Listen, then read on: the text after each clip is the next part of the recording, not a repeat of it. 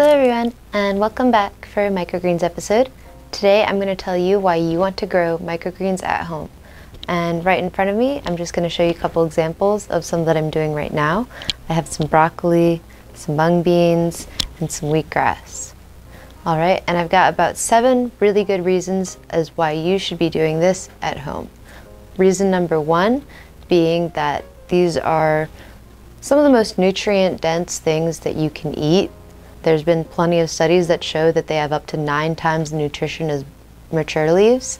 And then there's been a study that also shows that some of them have up to 40 times the nutrients and antioxidants and vitamins as mature leaves.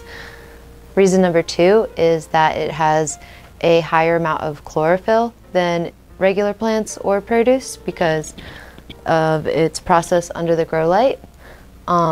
Reason number 3 is it's a really cheap way to get your salads. If you didn't want to use a grow light, you can grow them on the windowsill, you can grow them in your kitchen. It's incredible.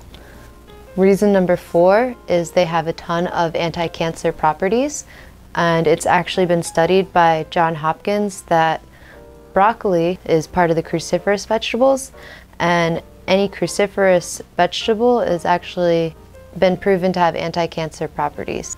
Reason number 5 is you're putting some extra oxygen in your home, so who doesn't love that? Reason number 6, it makes your house look great. It's like adding extra decoration. There's so much fun to watch and grow. And the final reason number 7 is it just gives you a really great sense of fulfillment, and it's just a ton of fun, the entire process. You get to watch these from seed to finish to harvest to eating them on your dinner plate at home. And that is my 7 reasons for why you should grow microgreens at home. Thanks so much for watching.